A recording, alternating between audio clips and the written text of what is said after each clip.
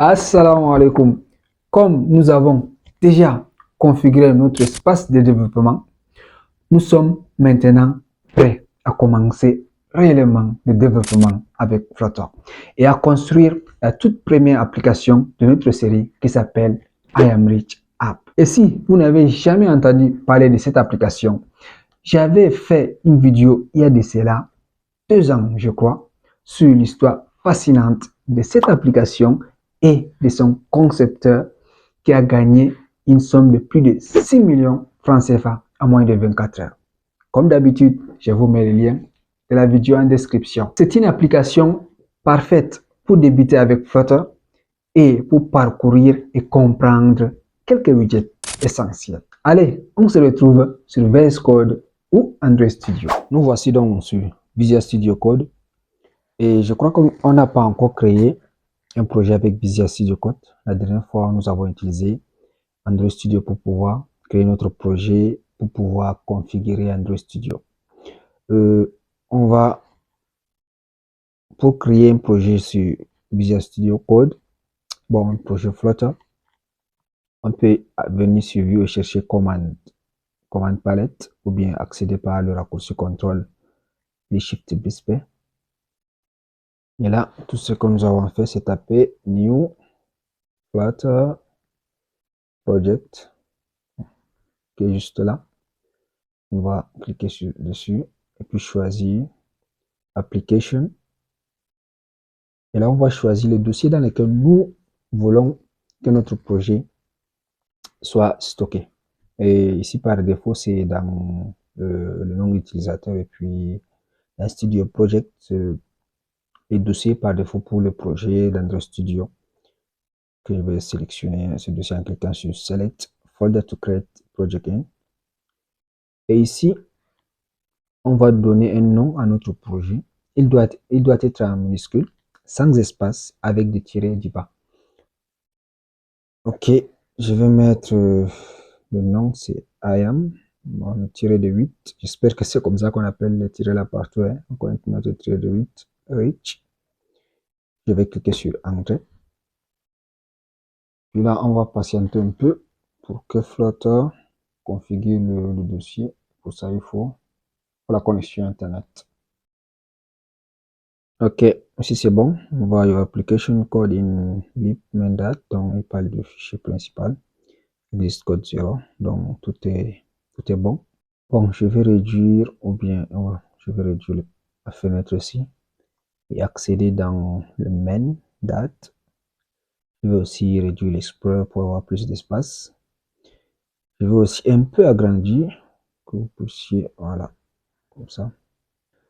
Ici, il s'agit du code par défaut de Flutter. C'est une application de compteur fournie par l'équipe Flutter. Elle utilise plusieurs widgets, notamment le scaffold, qui est juste ici, une barre et center column. On va compiler le code pour voir à quoi ressemble leur application de compteur. Pour cela, nous allons venir ici. Il faut juste cliquer sur F5, mais avant ça, on peut lancer par ici, mais j'aimerais d'abord lancer un émulateur. Juste venir au niveau du device ici. Je vais choisir, je n'ai qu'un seul entre les deux, si bon, je vais choisir Star Pixel Colt. Ok, voici ça ici.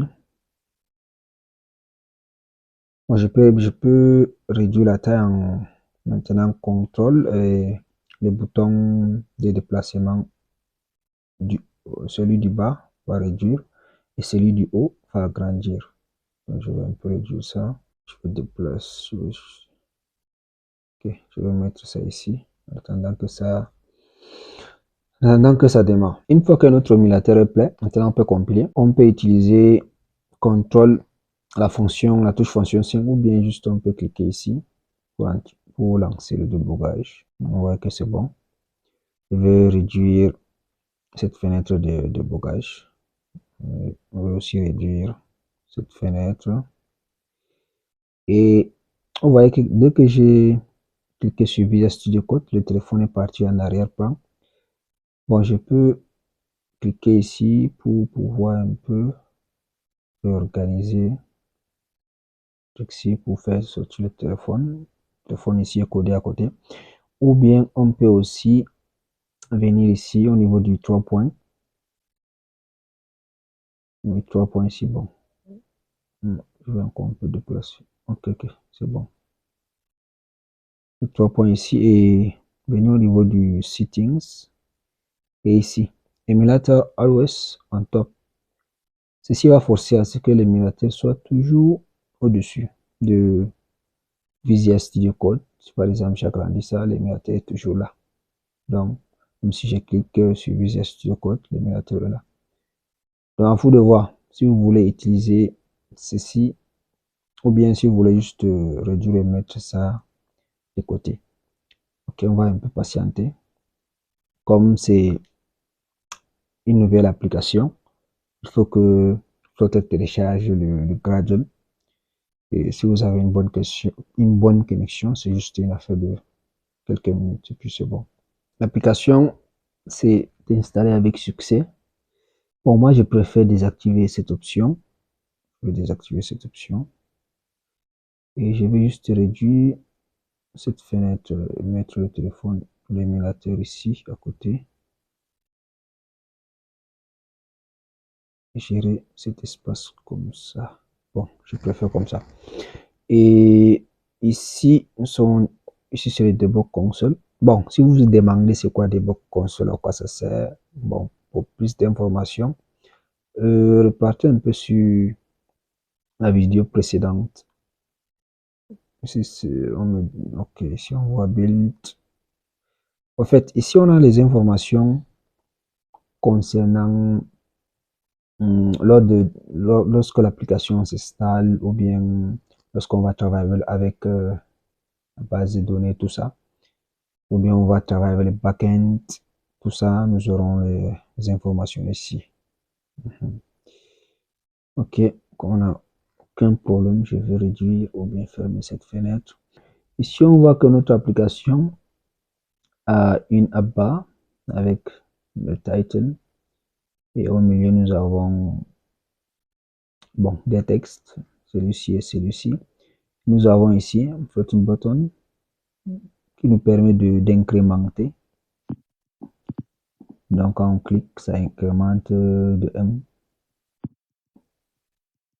Le numéro qui est juste là. Maintenant, on va supprimer le code afin de bien comprendre ce qui se passe et comment utiliser Scaffold pour notre application IamRich. Je vais venir partir d'ici, je vais tout sélectionner, puis j'efface. Et là, nous voyons que My App a changé de couleur et il y a un truc rouge en bas là.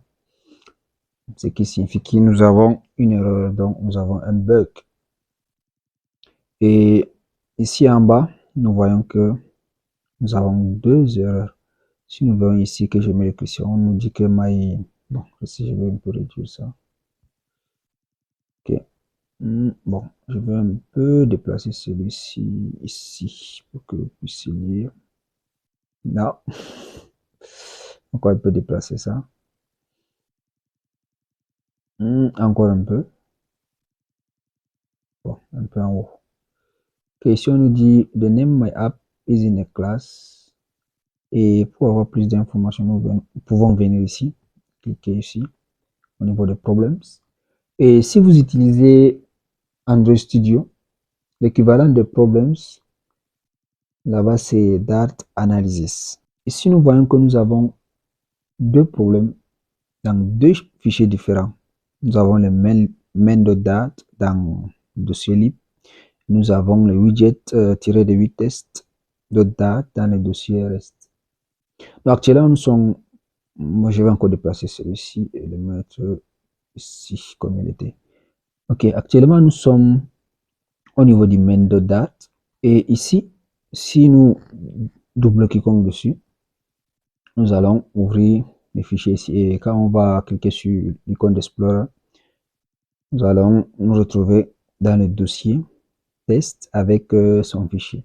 Je reviendrai plus tard pour parler des fichiers test.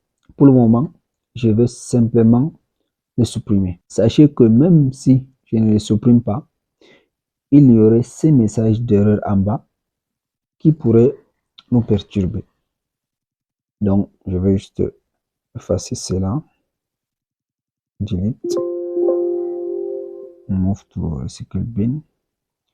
Puis là, on se retrouve avec une seule erreur. Bon, je vais un peu réduire Explorer et je vais un peu réduire ceci. On va revenir ici. MyApp était l'application fournie par Flutter.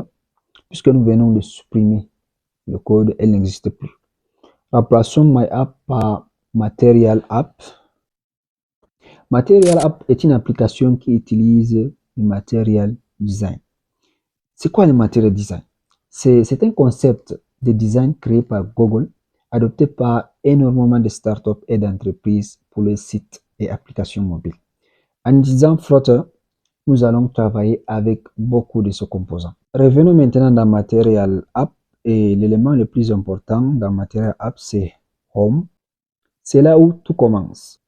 Ajoutons maintenant le widget texte avec cette fameuse phrase que tout développeur affiche en premier. Il s'agit bien évidemment, j'espère que vous avez deviné, Hello World. Et si maintenant on exécutait notre application en cliquant sur Save and Hot Reload ou bien tout juste en utilisant le raccourci CTRL-S.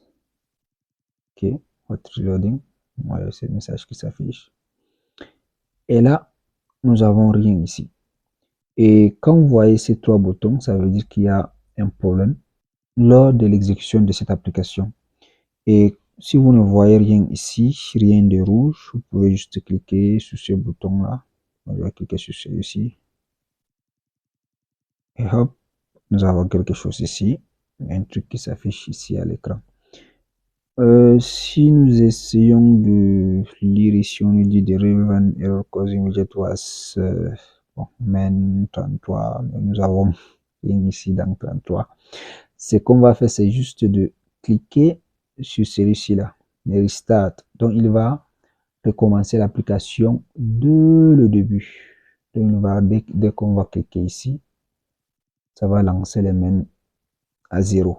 Donc cliquons ici sur le start, patientons un peu.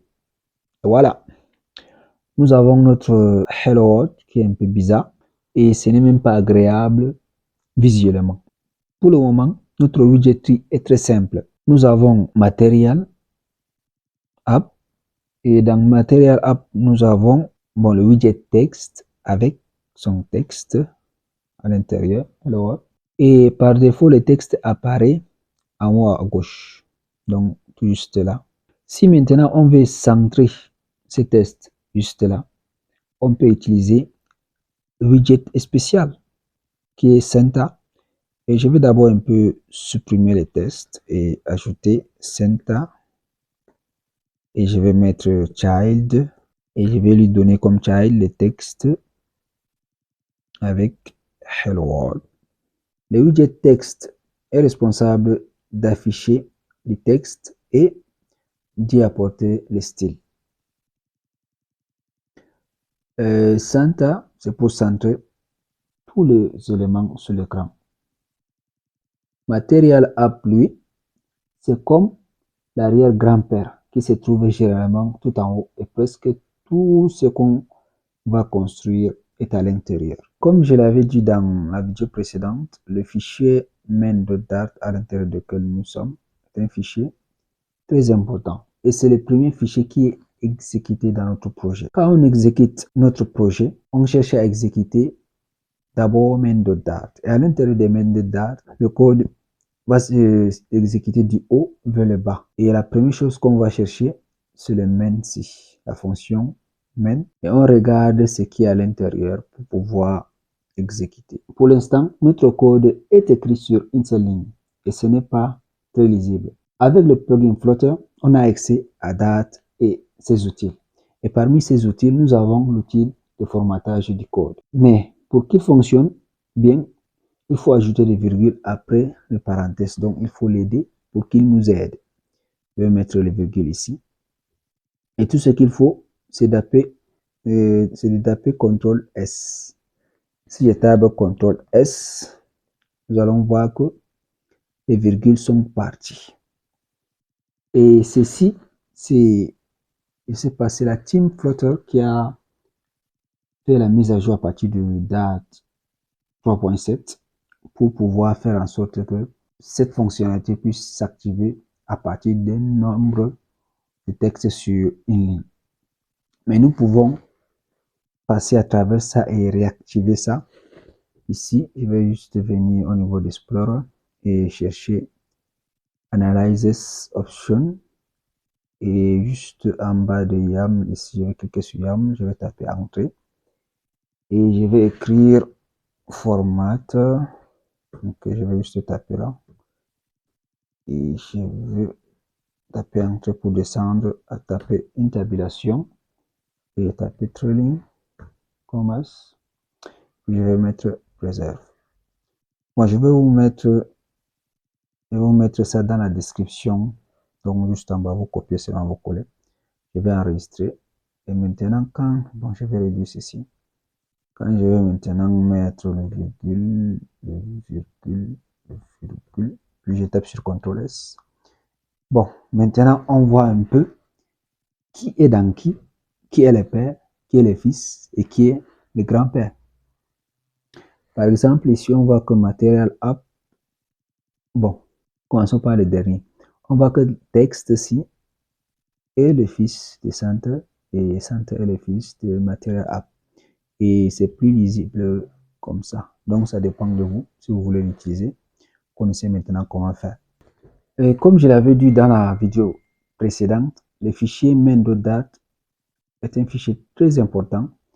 C'est le fichier, bon, c'est le premier fichier qui est exécuté dans notre projet. Et dès que on exécute le fichier main.date, il va venir dans le fichier en question et il va chercher ce truc qui s'appelle main. Et dans main, il va chercher qu'est-ce que nous avons écrit pour pouvoir exécuter ça sur l'émulateur. Donc, le fichier main est le point de départ et ce truc qui s'appelle main est aussi le point de départ dans le fichier main de toute application Flutter.